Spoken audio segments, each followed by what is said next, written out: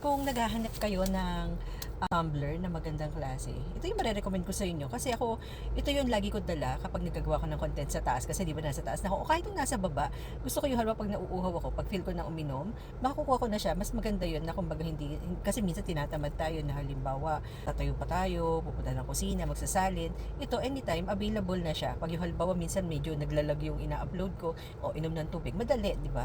Mas may iwasang ma-dehydrate. Lalong-lalo na sa mga nanay na parang minsan nahihirapan na maglakad. Maganda yung lagi may tubig sa tabi nila. Ang isa pa sa nagustuhan ko dito, tama, napaka ano niya, hindi siya takot sa space kasi pag binaba mo yung pinaka-handle niya, ayan ganyan, naka ano na, parang nakayapos na siya doon sa pinaka-body niya, 'di ba? Ang ganda. Tapos, ang ano talaga, isa pa rin sa reason kaya ko siya nagustuhan, yung straw niya, ayan, may straw siya pero hindi mo siya hahawakan. Makakainom ka nang hindi mo siya hahawakan. Tapos kung tatakpan mo, ganun din. Pupush mo na lang yung pinakatakip. Ayan, ano na, maitatago mo na yung pinaka-straw. Tapos hindi siya maaalikabkuan, hindi siya madudumihan, iwas din sa madapuan ng mga insekto, di ba?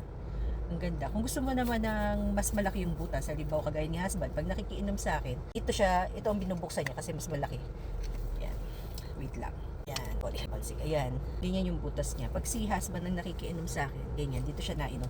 Or kung gusto mo pa rin naman ng medyo mas malaki yung butas, open mo na siya ng todo, diba?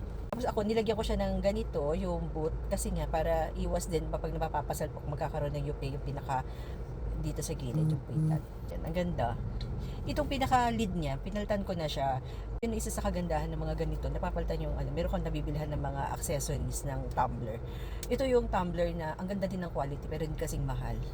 'Di ba? Hindi kagaya ng iba, sobrang ano, o para feeling ko overpriced na siya kasi nga kilala yung brand. Pero ito, oh, ang ganda ng quality. Kahit lagi ko dito minsan ano lagi nga ako bibitbit nito. Kahit iwanan ko siya sa sasakyan, hindi umiinit yung nasa loob. Yan. Pero mas maganda, syempre, kung halimbawa, bitbitin mo na siya lagi para lagi kang makakainom, di ba? Yan. Ang isang use ditong gantong sheet, pwede mo siyang lagay sa cupboard. Magandang ipangbaon sa sasakyan. Kasi nga, meron na siyang sheet na, yan, para mailagay mo siya sa cupboard. Lalo na kung malaki yung butas. Kasi ako, mula nung nilagyan ko ng ganito, medyo mahirap ilagay sa cupboard kasi lumaki nga yung pinakapitan. Pero kung malaki naman yung sasakyan, sigurado kakasya pa rin yan. Saka, ano naman, kahit tumumba, yan, kahit ilagay ko sa ibabaw ng kampa, matumba, sigurado ako na hindi siya matatapon. Yan, o kahit dito, kahit nakalagay lang sa may bandang gilid, kahit tumumba siya, di ako mag-aalala na matatapon. Yan. Kung gusto mo rin ng ganitong klaseng tumbler from Tieso, yung magandang quality, pero hindi siya kasing mahal, reasonable yung price niya. Yan. Ako gusto ko pa ng mas malaki kasi nga minsan para mas maiwasan pa yung pagbaba ko dahil bababa ako para mag-refill. Kasi 900 ml lang yung ganito kalaki. Gusto ko yung mas malaki pa para pang whole day ko na kapag nagagawa ko ng content sa kwarto. Wala na labasan talaga.